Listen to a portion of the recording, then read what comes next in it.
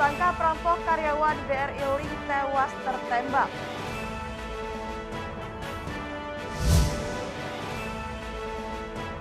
Relawan Ganjar Puan deklarasikan dukungan.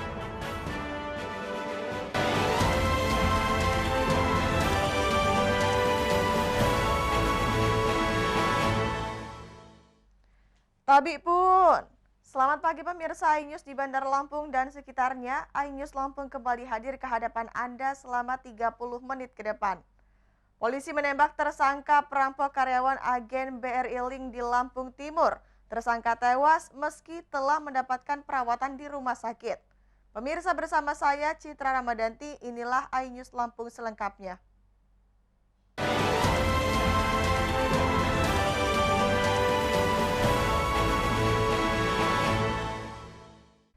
Perampok sadis yang menewaskan karyawan agen BRI Link di Lampung Timur tewas di tangan aparat. Tim gabungan Jatanras Ditkrim Polda Lampung dan tim Jatanras Polda Sumsel menembak tersangka Abdian karena melawan saat ditangkap.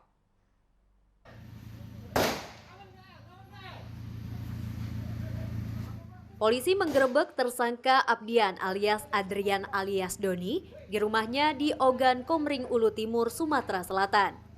Abdian merupakan satu dari dua tersangka perampok yang menewaskan pekerja agen BRI Link di Lampung Timur.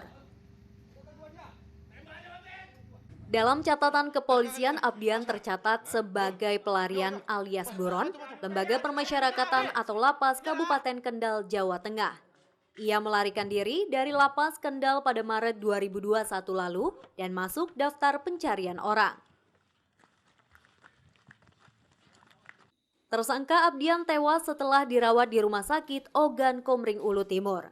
Sebelumnya polisi menembak pelaku karena melawan saat ditangkap. Dari tangan Abdian, polisi juga menyita senjata api yang diduga digunakan pelaku saat melakukan aksi perampokan. Abdian tercatat sebagai warga Oku dan tinggal di rumah mertuanya di Kabupaten Lampung Timur. Jenazah penembak kepala karyawati agen BRI Link tersebut dibawa dari rumah sakit di Oku menuju Rumah Sakit Bayangkara Polda Lampung untuk diotopsi. Dari Bandar Lampung, Andres Afandi, iNews melaporkan.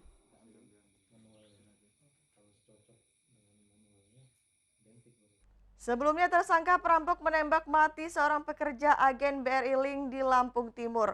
Korban tewas dengan luka tembak di kepala usai mencoba menahan perampok yang ingin melarikan uang 50 juta rupiah.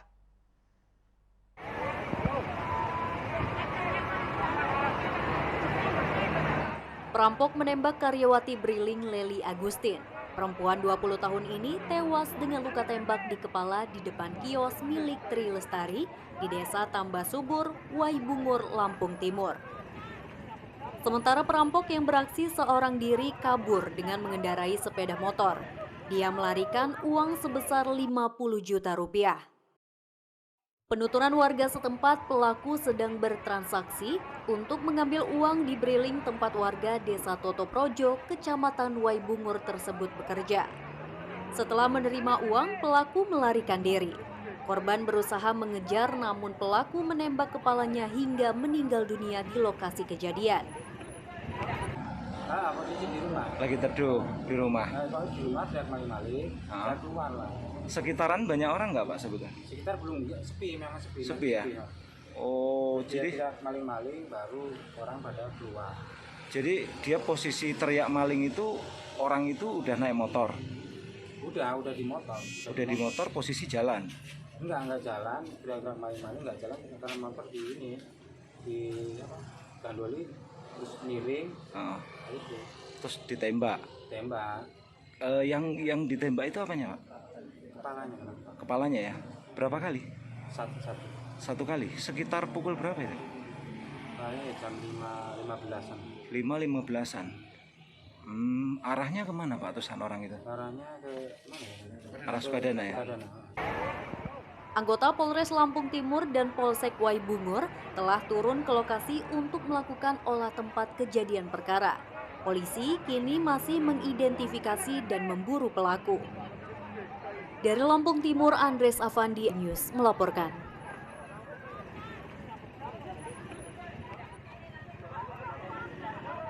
Beralih ke informasi lain, Pemkot Bandar Lampung belum memiliki rencana penghapusan tenaga honorer.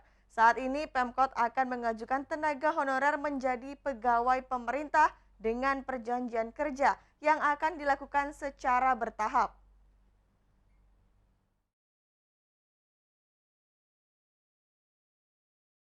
Kepala Badan Kepegawaian Daerah Bandar Lampung Herliawati mengakui Pemkot Bandar Lampung tidak lagi merekrut pegawai honor.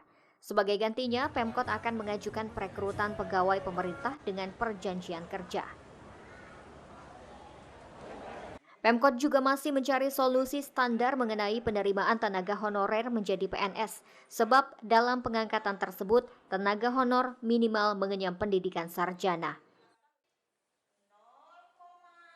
Sedangkan di tengah polemik penghapusan tenaga honorer, Herliawati menyatakan masih belum memiliki rencana penghapusan maupun pemberhentian tenaga honorer dalam waktu dekat.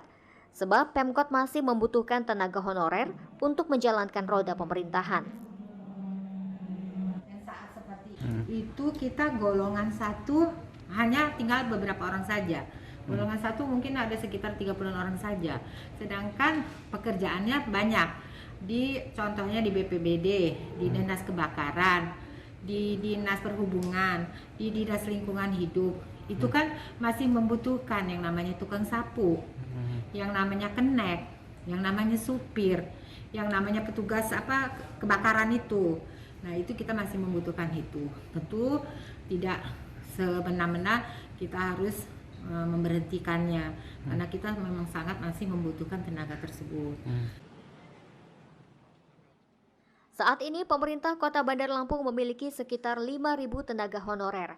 1.050 diantaranya berada di Badan Polisi Pamong Praja, 500 lebih orang di Badan Pengelola Lingkungan Hidup, dan beberapa berada di sejumlah kantor OPD. Dari Bandar Lampung, Ruslan AS, iNews melaporkan.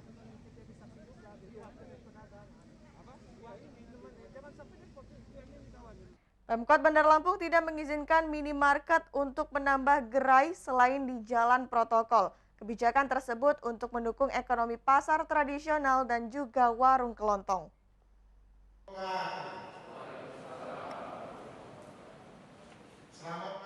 Pemkot Bandar Lampung melarang minimarket untuk menambah gerai selain di jalan protokol. Kebijakan ini diambil untuk mendukung toko kelontong atau warung masyarakat. Swalayan atau minimarket hanya akan diizinkan menambah gerainya hanya di jalan protokol. Sesuai dengan perda yang baru disetujui, Wali Kota juga menyatakan akan kembali menata pasar-pasar tradisional. Pemkot akan menertibkan pedagang yang masih berada di pinggir jalan untuk masuk ke pasar. Antara lain di Pasar SMEP dan pedagang di seputar Jalan Batu Sangkar Bambu Kuning, Tanjung Karang, dan Jalan Imam Bonjol. Kalau masalah pasar swalayan kan dari yang kemarin dari Pak Herman kan sudah ditentukan bahwa pasar swalayan ke Indomaret tidak boleh di jalan-jalan yang sempit. Jadi kalau di jalan protokol silakan saja. Dan tidak lain kita juga untuk meningkatkan warung-warung yang ada di tempat kita dan juga pasar-pasar tradisional yang ada di tempat kita. Nah, ini juga punya minta kerjasama yang baik. Dan alhamdulillah kayak Indomaret sekarang kan sudah bekerja sama dengan baik dengan kita. Kalau mereka ingin memperpanjang silakan saja. Tapi kalau untuk menambah Indomaret, terutama misalnya mohon maaf jalan yang agak sempit, ya itu tidak akan pernah bisa. DPRD dan Pemkot Bandar Lampung menyetujui raperda tentang pengelolaan pasar rakyat, pusat perbelanjaan dan toko swalayan. Perda ini akan diajukan ke gubernur untuk diregistrasi. Dari Bandar Lampung, Ruslan AS, iNews melaporkan.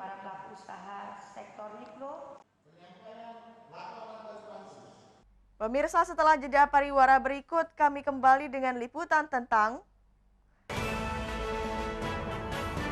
relawan Ganjar Puan deklarasikan dukungan. Tetaplah bersama kami.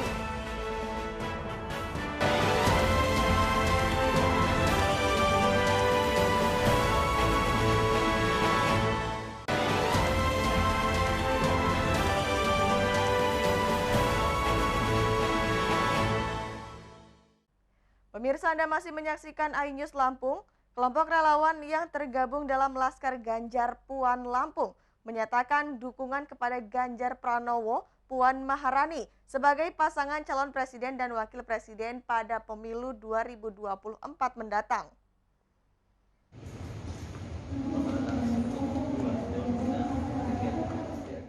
Dukungan ratusan relawan yang tergabung dalam Laskar Ganjar Puan ini dideklarasikan di tengah Rakerda Relawan Laskar Ganjar Puan di Bandar Lampung. Rakerda Laskar Ganjar Puan di Provinsi Lampung ini dihadiri oleh ratusan relawan dari DPD dan Dewan Pimpinan Cabang 15 Kabupaten Kota di Provinsi Lampung. Sementara Ketua DPD Laskar Ganjar Puan Lampung, Martliansyan mengatakan DPD Laskar Ganjar Puan Lampung akan terus melakukan konsolidasi untuk hingga ke tingkat kecamatan dan desa untuk menggalang dukungan dan memenangkan Ganjar Puan pada Pilpres 2024 mendatang. Oke, targetnya seperti apa nih, Bang? Untuk targetnya sendiri kami akan mengkrit seluruh akar rumput yang memang simpatisan dengan Pak Ganjar dan Mbak Puan, yang memang di mana Mas Ganjar dengan Mbak Puan adalah salah satu tokoh di Republik ini yang memang tokoh bangsa dan memang sangat bagus di mata masyarakat dan di akar rumput. Duet pasangan Ganjar Puan lebih bisa diwujudkan karena keduanya berada dalam satu partai politik, yakni PDIP.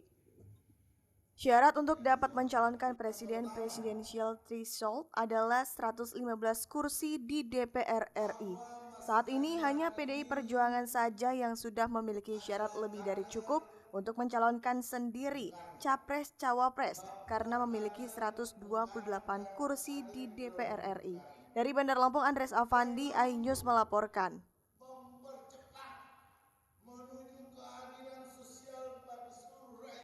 Aula Dinas Pendidikan Metro terbakar. Beruntung pemadam kebakaran segera datang ke lokasi sehingga api tidak sempat menjalar ke ruangan lain.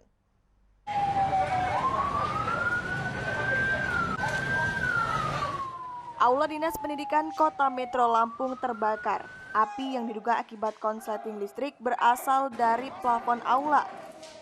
Saksi menuturkan sebelum api membesar sempat terdengar suara letupan cukup keras dari atas plafon.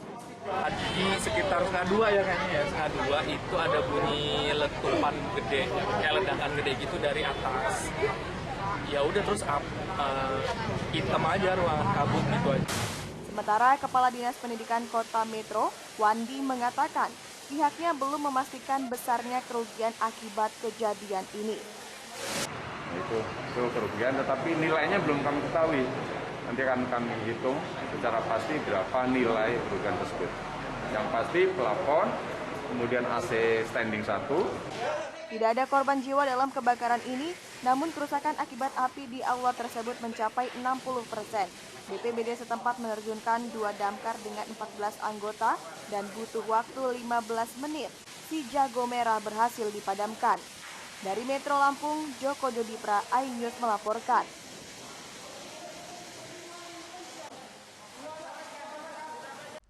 Direktorat Reserse Kriminal Khusus Polda Lampung menggerebek gudang produksi pupuk ilegal. Dalam penggerebekan ini, petugas menyita 2 ton lebih pupuk tanpa izin edar yang diproduksi oleh PT GAJ. Apa aja ini? Ini apa namanya? Ini sisa air. Anggota Direktorat Reserse Kriminal Khusus Polda Lampung menggerebek sebuah gudang produksi pupuk ilegal di Pringsewu. Dari gudang pupuk ilegal, petugas menyita lebih dari 2 ton pupuk ilegal dari berbagai merek. Alat berat yang digunakan untuk memproduksi pupuk juga ikut disita. Polisi memperkirakan omset PT GAJ dari hasil penjualan pupuk ilegal setiap tahunnya mencapai miliaran rupiah. Polisi masih terus mendalami kasus tersebut dan segera mengumumkan tersangka dalam kasus ini. Dari Direktorat Kriminal Khusus Polda Lampung, kita berhasil melakukan pengungkapan, yaitu yang bisa dibilang adalah penjualan pupuk tanpa izin edar yang mana tidak terdaftar di kementerian. Pada saat ini memang untuk tersangka belum kita hadirkan dikarenakan statusnya saat ini kita masih melakukan pendalaman, akan tetapi dari segala bukti-bukti yang sudah kita dapatkan itu sudah bisa kita bilang sudah memenuhi unsur 184 KUHP-nya. Mungkin tidak lama lagi kita akan tetapkan tersangka ya. Kasus ini terungkap setelah adanya laporan dari warga tentang banyaknya pupuk yang tidak dilengkapi izin telah beredar di pasaran. Harga jual pupuk ilegal jauh lebih murah dibandingkan dengan produk lainnya. Dari Bandar Lampung, Andres Afandi, iNews melaporkan.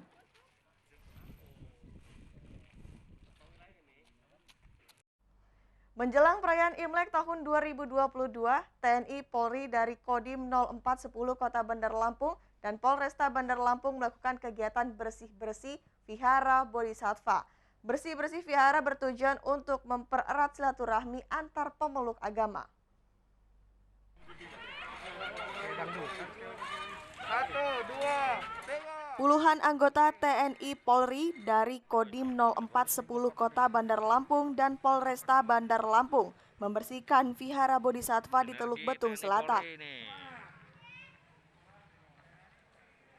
Berbekal cangkul, sekop, dan peralatan lainnya, para prajurit ini berbagi tugas. Ada yang membersihkan sampah dan ada yang membersihkan rumput liar yang berada di kawasan vihara. Bahkan Kapolresta Bandar Lampung Kombes Pol Ino Haryanto bersama Dandim 0410 Kota Bandar Lampung Kolonel Infantri Faisal Izudin juga tampak bersama-sama mendorong gerobak sampah yang penuh dengan rumput liar. Kegiatan ini bertujuan untuk membantu para pemeluk agama Buddha serta bentuk kepedulian dan toleransi kepada warga yang akan melaksanakan perayaan Imlek 2022 yang jatuh pada tanggal 1 Februari 2022 mendatang. Dan ini juga merupakan program dari jajaran Kodim 0410 Kota Bandar Lampung dan juga dari Polresta Kota Bandar Lampung. Kita melaksanakan kegiatan Jumat Bersih. Kemudian pada hari ini sasaran kita adalah Vihara Bodhisattva. Kenapa? Karena dalam waktu dekat ini saudara-saudara kita yang beragama Buddha akan merayakan Hari Raya Imlek, tepatnya nanti tanggal 1 Februari. Mudah-mudahan dengan kegiatan yang kita laksanakan hari ini bisa membantu saudara-saudara kita dalam mempersiapkan diri untuk mengikuti atau melaksanakan Hari Raya Imlek. Dan ke depan juga kita tadi sudah sepakat dengan Kapolres, kita akan memberikan jaminan kepada saudara-saudara kita bahwa selama pelaksanaan kegiatan keagamaan ini bisa dilaksanakan dengan tertib, aman dan lancar.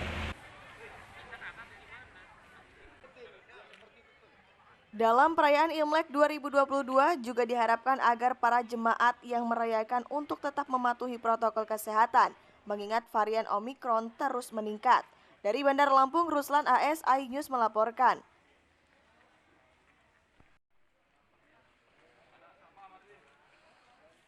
Pemirsa, setelah pesan-pesan berikut ini, iNews Lampung akan kembali dengan liputan tentang produksi kue tutun meningkat menjelang Imlek. Sesaat lagi hanya di iNews Lampung.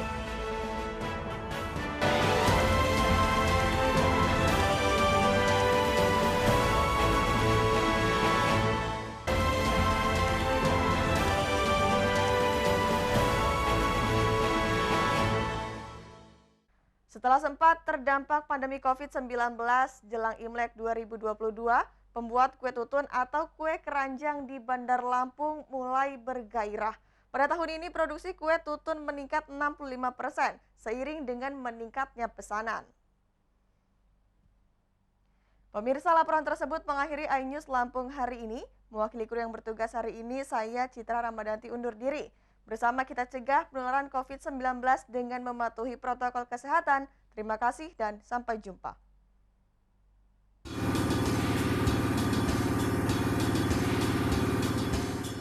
Suasana rumah Hasan Kurniawan di Kelurahan Kampung Sawah, Tanjung Karang Timur, Bandar Lampung lebih ramai dari biasanya.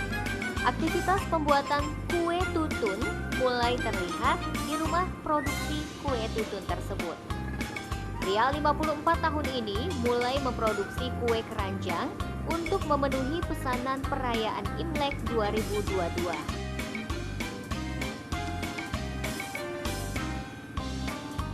Pemilik rumah produksi kue keranjang Cap Teratai mengungkapkan, produksi kue keranjang pada tahun 2022 ini meningkat sekitar 65% dibandingkan sebelum pandemi COVID-19. Tahun ini, dia bisa memproduksi rata-rata sekitar 400 buah kue tutun per harinya. Kue tradisional ini juga hanya diproduksi setahun sekali.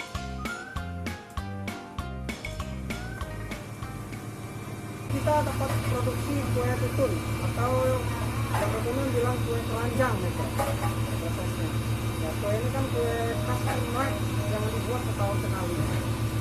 Kalau hari-hari biasa mau makan juga nggak ada barangnya. Jadi hanya setahun sekali adanya kue tutun ini, kue khas Imlek gitu.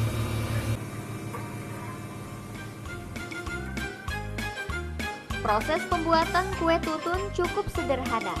Sebelum dikukus, tepung beras ketan direndam air selama kurang lebih 24 jam. Semakin lama direndam, maka hasilnya akan semakin bagus. Karena bentuk dan teksturnya yang lengket, kue tutun melambangkan keakraban dalam satu keluarga.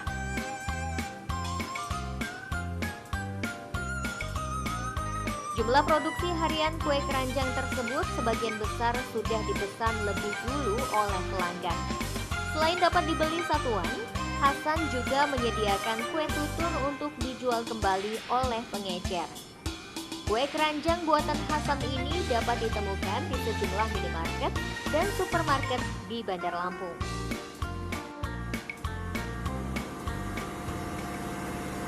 Kalau saya di sini pasarnya sementara tutup di tahun Bandar Lampung aja. Cuman mungkin mereka ada yang dikirim ke Jakarta, bisa dari keluarga dari sini bawa ke Jakarta pakai oleh, saya juga kurang tahu begitu. Cuman kalau dari pribadi kita di pabrik ini tutup Bandar Lampung aja.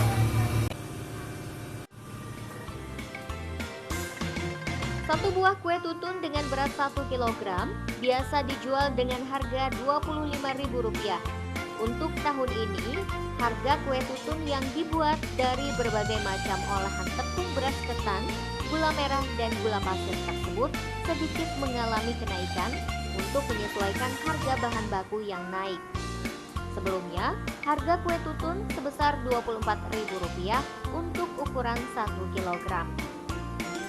Dari Bandar Lampung, Andres Afandi, iNews melaporkan.